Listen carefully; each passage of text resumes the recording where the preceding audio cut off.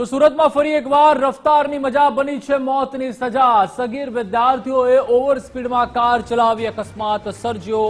Over સ્પીડને કારણે અચાનક car પલટી ખાઈ જતા વિદ્યાર્થીનીનું કરુણ મોત નીપજ્યું છે। ગંભીર અકસ્માતમાં 17 વર્ષીય દિશા જૈનનું ઘટના સ્થળે જ કરુણ મોત નીપજ્યું। કારમાં સવાર અન્ય 3 વિદ્યાર્થીઓને પણ સામાન્ય ઇજાઓ પહોંચી છે। 18 વર્ષીય રાહુલ ચૌધરી, 17 વર્ષીય સાહેબ બાબા, 16 વર્ષીય શૌર્ય શર્મા ઘાયલ થયા છે। મૃતક વિદ્યાર્થીની અને અન્ય ઇજાગ્રસ્તો શાળા કોલેજમાં જ અભ્યાસ કરે છે। અલથાણમાં આવેલા ડાયમંડ બુર્જ નજીક અકસ્માતની આ ઘટના ઘટી હતી। ઘટના અંગે ડીસીપી વિજયસિંહ ગુર્જરે તપાસ બાદ નિવેદન આપ્યું। ડાયમંડ બુર્જ નજીક ડેવલપ થઈ રહેલા રોડ પર આ घटना घटी है। तो सूरत डायमंड बुर्ज है, उसके पीछे जो नए रोड डेवलप हुआ है इसमें 4 स्कूल के बच्चे थे। अलग अलग स्कूल के इंसान वो एक क्रेटा गाड़ी लेके वहाँ पे आए और वो गाड़ी बैलेंस बिगड़ने की वजह से वहाँ पे पलट गई और एक बच्ची है दिशा जैन करके, ये स्मृति स्कूल उधना में पढ़ती है। 17 साल की बच्ची है, इसकी ऑन द स्पॉट डेथ हो गई और हमने एफएसएल को को बुलाया। तो सुबह एक बार यहाँ घटना स्थल का प्रॉपर तरीके से यहाँ के डाटा लेकर के स्पीड मार्क्स वगैरह देखे एनालिसिस करेंगे कि किस तरह से बराबर। સુરતના અલથાણ પોલીસ મથક હદ વિસ્તારમાં આવેલા ખજોદ ખાતે અકસ્માતની ઘટના બની છે અને આ ઘટનામાં જે વિદ્યાર્થીનીનું કરુણ મોત નીપજ્યું છે। હાલ તસવીરો બતાવવાનો પ્રયાસ કરીશું કે જ્યાં ઘટના બની છે તે ઘટના સ્થળ ઉપર આ પ્રમાણે જે 4 વ્હીલ કારમાં છે તે 4 વિદ્યાર્થીઓ સવાર હતા।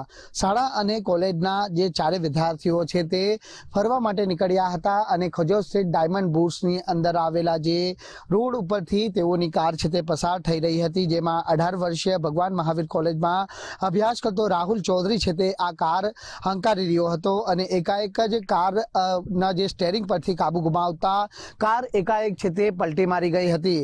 કાર એટલી ઓવર સ્પીડમાં હતી કે કાર છે તે એકાએક પલટી મારી જવાના કારણે તેમાં સવાર અન્ય જે વિદ્યાર્થીઓ છે તે પણ ગંભીર રીતે ઇજાગ્રસ્ત થયા હતા, જેમાં એક 17 વર્ષીય જે દિશા જૈન કે જે સુરતના ઉધના વિસ્તારમાં આવેલી સમિતિ સ્કૂલ શાળાની વિદ્યાર્થીની છે તેનું આ ઘટનામાં કરુણ મોત નીપજ્યું છે। જ્યારે 17 વર્ષીય સાહિલ બાવા નામના જે કિશોર છે તેને પણ જે ઇજાગ્રસ્ત હાલતમાં સારવાર અર્થે હોસ્પિટલ ખાતે ખસેડવામાં આવ્યો છે, જે દિલ્હી પબ્લિક સ્કૂલનો વિદ્યાર્થી છે। જ્યારે અન્ય 16 વર્ષીય શૌર્ય સમા અગ્રવાલ જે સુરતના જે વિદ્યા વિહાર અગ્રવાલ શાળાનો વિદ્યાર્થી છે। એટલે આ 4 વિદ્યાર્થીઓ છે તે આ 4 વ્હીલ કારની અંદર સવાર થઈ અને ડાયમંડ બુર્જમાં આવેલા જે રોડ પર આ ક્રેટા કાર લઈને પસાર થઈ રહ્યા હતા, પરંતુ એકાએક કાર છે તે પલટી મારી ગઈ હતી અને કારમાં સવાર 4 જે વિદ્યાર્થીઓ છે તે ગંભીર રીતે ઇજાગ્રસ્ત થયા હતા। ઘટના અંગેની જાણકારી મળતા જે અલથાણ પોલીસ સહિતનો સ્ટાફ છે તે તાત્કાલિક ઘટના સ્થળે દોડી ગયો હતો અને તમામ જે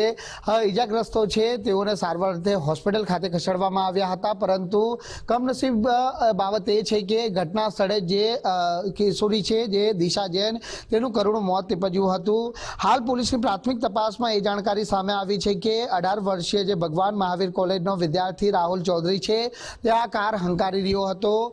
જે GJ5 RG 5152 નંબરની આ ક્રેટા કાર છે તે આ ક્રેટા કારનો અકસ્માત સર્જાયો છે અને જોઈ શકાય છે કે કાર કઈ રીતે એકાએક પલટી મારી હશે તે સમજી શકાય છે, કારણ કે ઓવર સ્પીડમાં કાર હોવાના કારણે જ એકાએક આ કાર પલટી જવાના કારણે આ ગંભીર અકસ્માત સર્જાયો છે। પરંતુ હાલ તો આ ઘટનાની અંદર જે 17 વર્ષીય કિશોરીનું આ ઘટનામાં કરુણ મોત નીપજ્યું છે, જ્યારે અન્ય 3 ઇજાગ્રસ્તોને સારવાર અર્થે હોસ્પિટલ ખાતે ખસેડવામાં આવ્યા છે। હાલ આ ઘટનાને લઈને અલથાણ પોલીસ દ્વારા જે તપાસ શરૂ કરવામાં આવી છે, જો કે 18 વર્ષીય જે રાહુલ ચૌધરી પાસે લાયસન્સ હતું કે કેમ તે પણ એક તપાસનો વિષય બની રહે છે, જે અંગેની વધુ તપાસ છે તે હાલ અલથાણ પોલીસ દ્વારા હાથ ધરવામાં આવી છે। કેમેરામેન અજય કુમાર સાથે રાકેશ બ્રહ્મભટ્ટ, ગુજરાત ફર્સ્ટ, સુરત। તો જે રીતે વધુ એકવાર રફતારનો કહેર છે તે સામે આવ્યો છે ને સ્લોગન પણ જે રીતે રોડ રસ્તા ઉપર ને નેશનલ હાઈવે ઉપર લખ્યા હોય છે કે ઝડપની મજા મોતની સજા ક્યારે બની રહેશે તે ખ્યાલ નહીં આવે ને આ તો 16, 17, 18 વર્ષના જે માસૂમ બાળકો છે તેઓની પાસે કદાચ લાયસન્સ પણ નહીં હોય અને તેઓના માટે તો લાલબત્તી સમાન કિસ્સો છે। તે સાથે સાથે જે તેમના શ્રીમંત મા બાપ છે તેઓ પોતાના બાળકોને વહાલ સોયાઓને તરત જ 4 વ્હીલની જે ચાવી હોય છે તે આપી દેતા હોય છે, તેઓના માટે પણ લાલબત્તી સમાન કિસ્સો છે। તો ડીસીપી સુરત આપણી સાથે વિજયસિંહ ગુર્જર સાહેબ જોડાઈ ચૂક્યા છે. સાહેબ, જે રીતે 16, 17, 18 વર્ષના વિદ્યાર્થીઓ કદાચ તેઓની પાસે લાયસન્સ પણ નહીં હોય, તેઓનું એક્સિડન્ટ થયું છે, જેમાં એક વિદ્યાર્થીનું કરુણ મોત નીપજ્યું છે. સાહેબ, શું કહેશો? जो लड़का गाड़ी चला रहा था उसके पास में लाइसेंस था, बट बाकी जो बच्चे थे, ये एक बच्चा 16 साल का था, 2 बच्चे 17 साल के थे, जिनमें से एक बच्ची थी उसकी डेथ हो गई, और जो लड़का गाड़ी चला रहा था जिसके फादर की गाड़ी थी वो 18 साल का था. रिसेंटली उसने 2 महीने पहले ही लाइसेंस बनवाया था. और ये लोग दोस्त आपस में घूमने के लिए निकले. 3 बच्चे इनमें से एक ही सोसाइटी में रहते हैं, तो घूमने के लिए निकले और वहाँ पे वो खाली रोड थी, वहाँ गाड़ी चला रहे थे और वहाँ पे गाड़ी के पलटने से दुर्घटना घटी. जी सर, इस तपास में कोई क्राइम एंगल कोई सामने आया है? नहीं, क्राइम एंगल कोई अभी सामने नहीं आया है. उसका ब्लड सैंपल भी, जो लड़का गाड़ी चला रहा है और जो साथ में थे उनका ब्लड सैंपल भी हम लोग ले रहे हैं कि किसी तरह का अगर नशा इस तरह का कुछ अगर किया हुआ हो.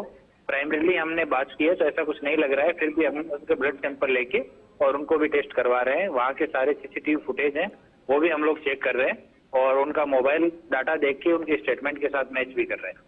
जी, आभार साहेब, हमारी સાથે જોડાવા બદલ.